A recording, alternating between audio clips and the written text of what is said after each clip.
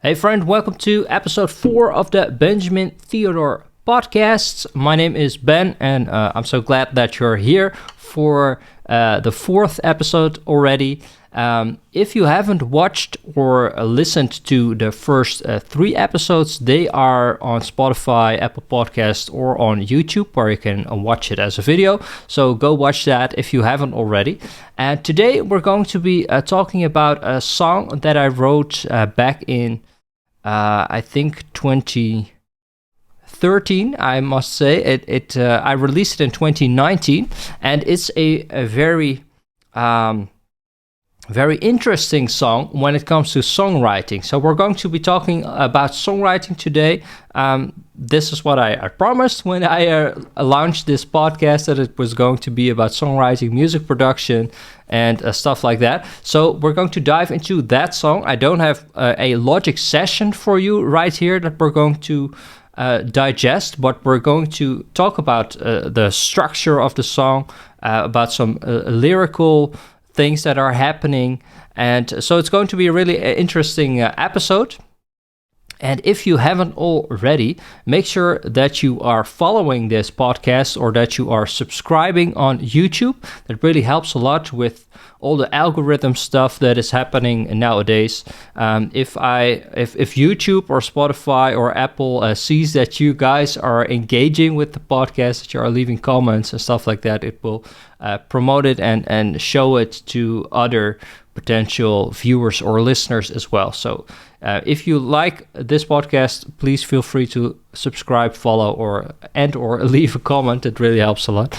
And just to get some stuff out of the way, on the 23rd of May, I'm launching my album, The Eternal Optimist. I've been working on this for the past 2.5 years. It took a long time before it got finished, but it's an amazing album that is going to be released not just on the streaming services, but you can already get access to it if you download it or buy it as a CD or an LP. I just got the vinyl, the LPs in the mail last week. So this is really exciting stuff. It's been a dream of mine to make an actual vinyl record, and that has come true. So go pre-save it, go buy it. I'll leave some links down in the description.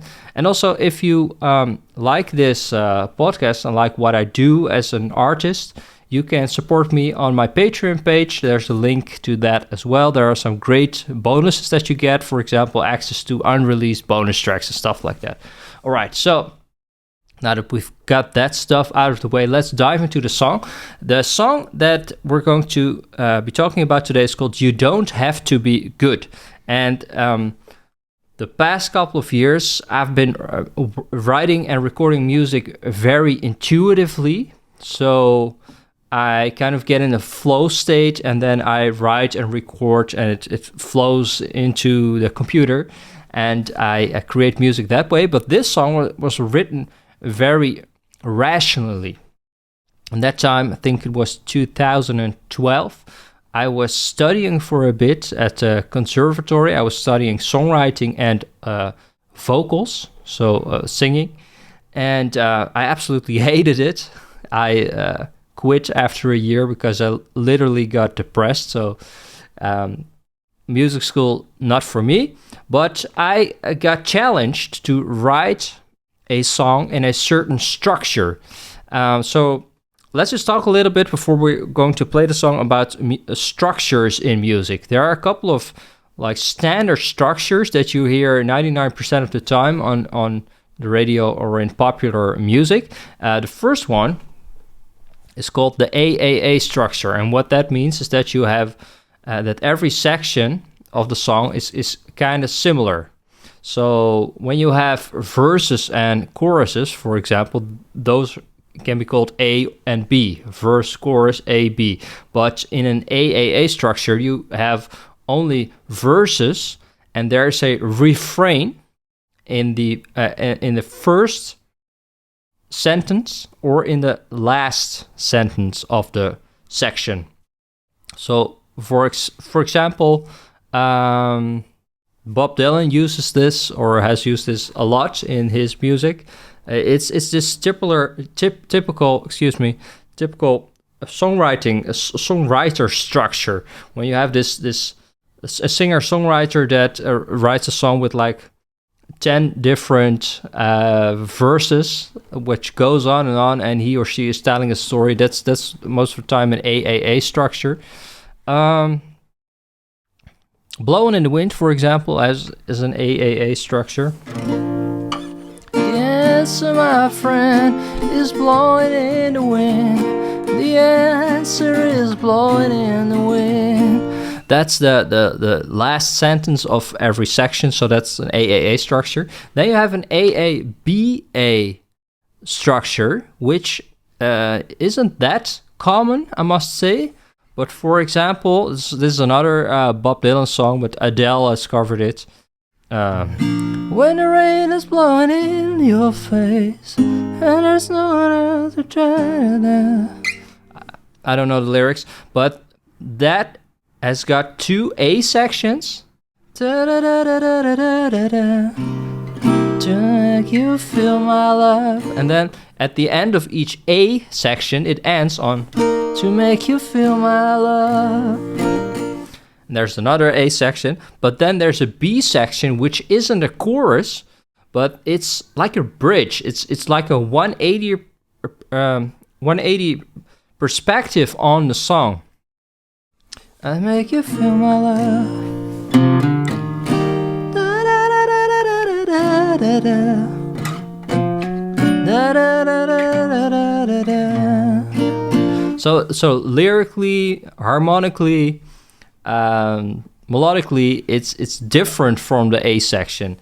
But then, to make you feel my love, it returns to the A section as well. So that's an AABA structure, and that is what I'm using in the song today, which is called "You Don't Have to Be Good." And just to mention the final structure that is most commonly used, which is being used, and I think 95% of, probably more, of all pop songs, and that's called an ABAB structure, which is the typical verse chorus structure.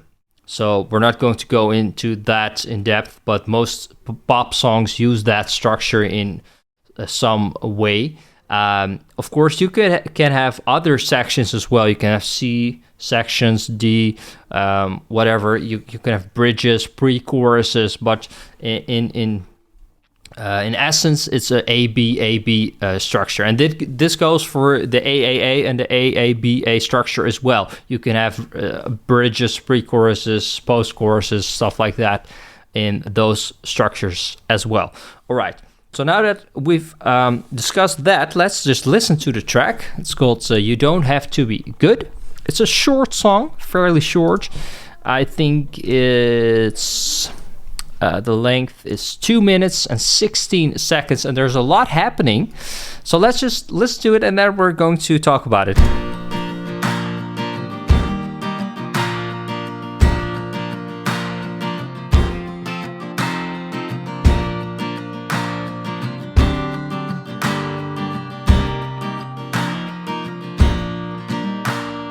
Everything in life turns upside down.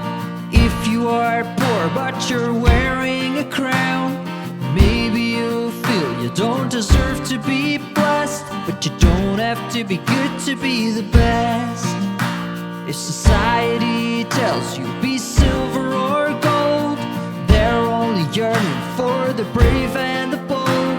So if you spend your days behind a desk, you don't have to be good to be the best. Everybody's constantly wishing and waiting for someone to say that their life is of worth. Why don't we all stop contemplating about how to reign over all of the earth? Nobody's perfect, nor will ever be. Not everybody can get 4 degrees. So if you keep failing every test, you don't have to be good to be the best. Come together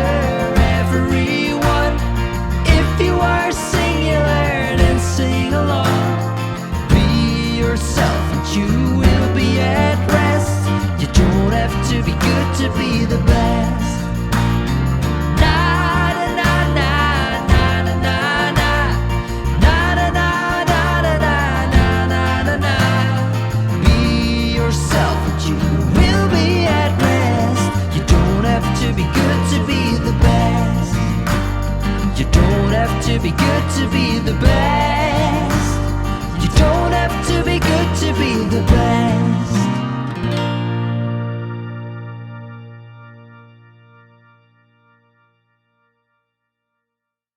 Yeah, that's you don't have to be good, and it really brings back memories listening to this again after a couple of years.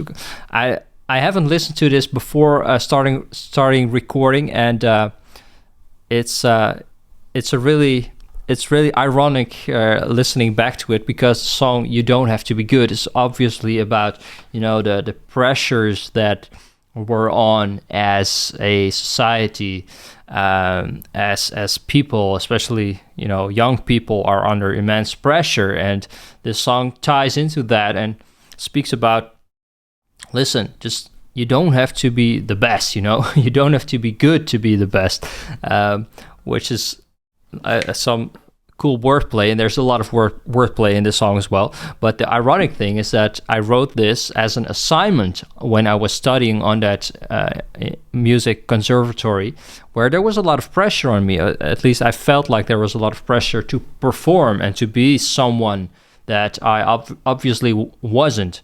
And so, and this happens to a lot when I'm writing music, is that I'm writing something and I think it's just like a message, or it's like a story that I'm telling, but listening back to it, I'm just speaking about my own experience, and I'm basically talking to myself. And that's the funny thing about when you're making music and when you're writing music, is that a lot of time it seems like you are or you feel like you are speaking to someone else, but basically you are just speaking to yourself as a songwriter.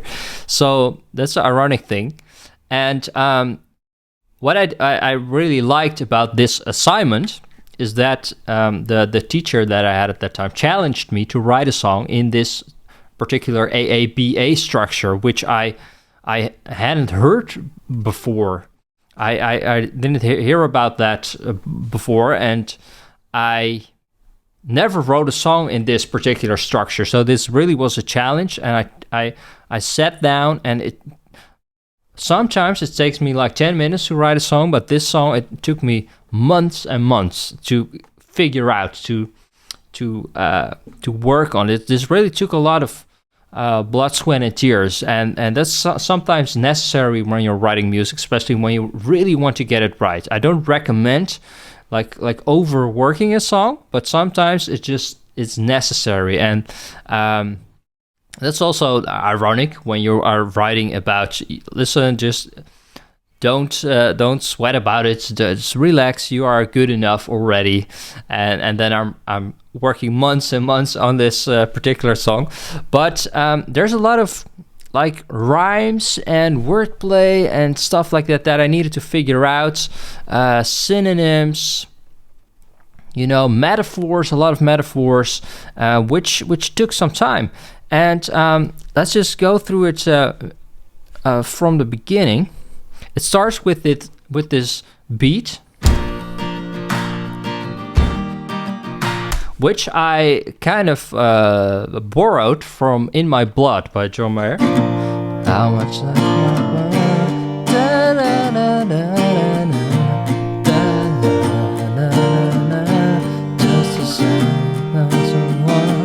I've never played that song, but there's this groove, doom, da, boom, boom, and that's just this.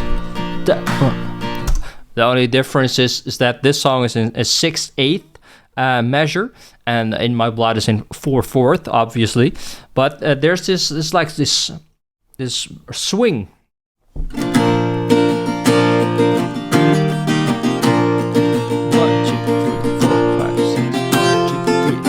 5/6. So 6/8, and that really immediately gives it this certain feel, certain type of I don't know how to say that, but it evokes a certain emotion. Let's just put it that way. So it starts like that.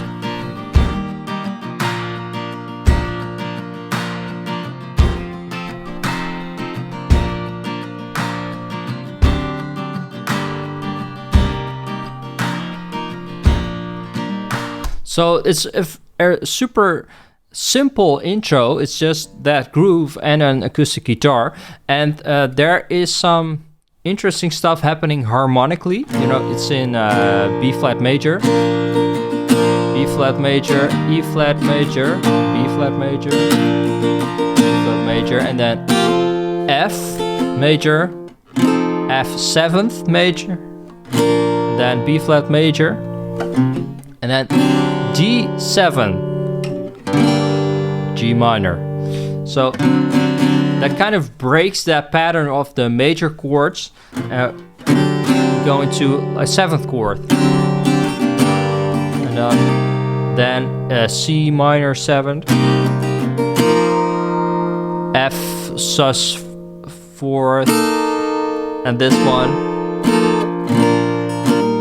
So that's interesting. It's not just the 3 chord structure, but it's got some interesting chords there as well. Everything in life turns upside We're going to the first A section. If you are poor but you're wearing a crown. So there's lyrically a lot of if-then happening. So everything in life turns upside down if you are poor but you're wearing a crown. So everything in life turns upside down if you are poor, but you're wearing a crown. So immediately there's this opposites, and also there are metaphors happening. Everything in life turns upside down. Obviously, that's not literally turns upside down if you are poor, but you're wearing a crown. So, you know, make of that what you want to make of that. Down if you are poor but you're wearing a crown. Maybe you feel you don't deserve to be blessed, but you don't have to be good to be the best. And now the challenge was, and that took me a lot of time, to find words that rhyme with best, you know, that could preface the you don't have to be good sentence. You don't have to be good to be the best, to be particular, specific. Maybe you feel you don't deserve to be blessed. Maybe you feel you don't deserve to be blessed, but you don't have to be good to be the best. And the challenge was not just to find those rhymes, but also to make it fit in the rhythm of the lyrics, you know. A crown. Maybe you feel you don't deserve to be blessed, but you don't have to be good to be the best. Then we go into the second A section. So immediately there's another A section. If society tells you be silver or gold, they're only yearning for the brave and the bold. So if you spend your days behind a desk, you don't have to be good to be the best. So in this A section, lyrically, it's going really fast. And this speaks about, you know, the society.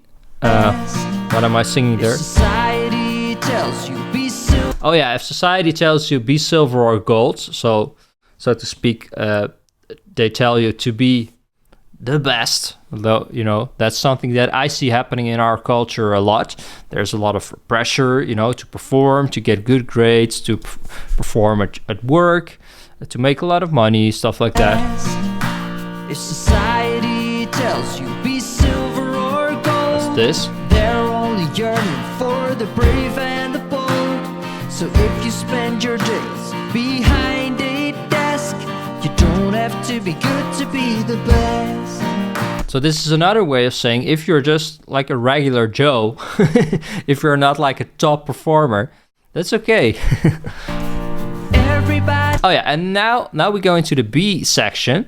So this takes a turn harmonically, lyrically, melodically. It's different.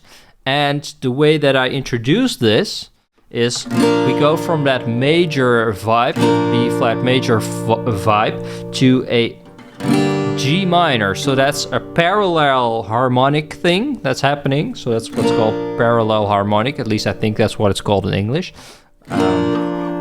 We call it that in Dutch. So from B flat major, the parallel minor harmonic is G minor. Everybody's constantly wishing and waiting for someone to say that their life is over. So there's this chromatic thing happening, chromatic ladder, the chromatic thing that's going down. So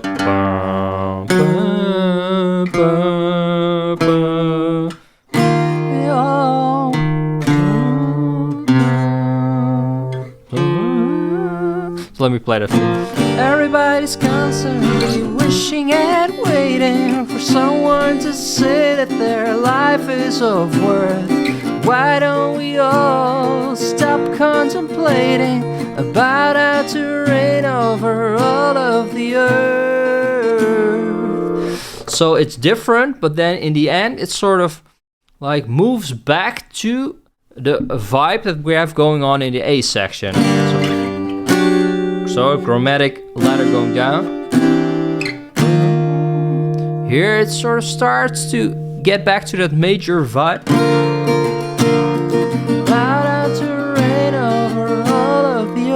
And obviously the F sus4 ties it back into the A section. Yeah, so there we have this bridge going. It's about, Jacob Collier talks about this a lot. He's always creating bridges. It's very interesting. I've watched a lot of interviews with him where he was talking about his latest album, Jesse Volume 4, and he talks a lot about bridges, building bridges, harmonically, melodically, bridges between genres, between people. Super interesting stuff. So this sort of has that bridge going as well. How to reign over all of the earth. Nobody. And then we go back into to another A section. So we have the AABA section going on. It's perfect, nor will ever be. Not everybody can get 4 degrees. So if you keep failing every test, you don't have to be good to be the best. That's more, those lyrics are more literal, Nobody's perfect. It's just very specific. It's more blunt. It doesn't really have that much of a metaphors going on. It really speaks more directly to you as the listener. Nor will ever be. Not everybody can get 4 degrees. So if you keep failing every test, you don't have to be good to be the best. So if you keep failing every test, you don't have to be good to be the best. Again, that rhymes. But now there's something interesting happening, because this could have been the song, Could have repeated the last sentence for a couple of times and then called it a day. But there's a C section going on. Not to be confused with a certain medical procedure. But there's a C section, which sort of has the function of a bridge in this song. And it's different again. So you could say that in an AAB section, the B section is the bridge, but it's not. It's different. It's got this 180 perspective, which a bridge typically offers. But you could also have like a real bridge in this particular form. So this is what this C section, this bridge is. And we go to the 4th in the scale. So from B flat major, we go to E flat major. Well, let's play it. Boom. Come together, everyone. If you are singular, then sing along. Be yourself and you will be at rest. You don't have to be good to be the best. Okay. So that's the C section, and this has like the payoff. It's the melody is going up. It's very intense. There are harmonies, and it's like the climax of the song. Come together, everyone. There is a tambourine that it gets introduced, which adds energy. That high-end energy in a production, and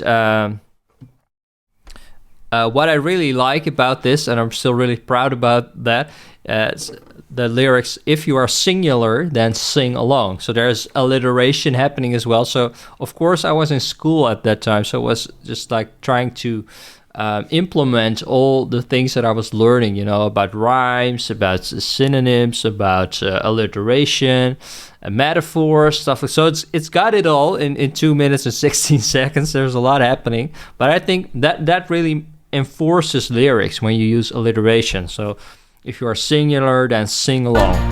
If you are singular, then sing along. Be yourself and you will be at rest. You don't have to be good to be the best. And that's the payoff. Be yourself and you will be at rest. You don't have to be good to be the best. So again, something that rhymes with best, and a different rhyme. Of course, if you are using that many rhymes, you can't use the same rhymes, so you have to use different ones. But that's the payoff, you know, that's basically what the song is about. You don't have, be yourself and you will be at rest. Just take it easy, take a chill pill, and you'll be fine. And you don't have to be good to be the best. And then there comes the actual sing-along part, which I am talking about. To be good to be the best.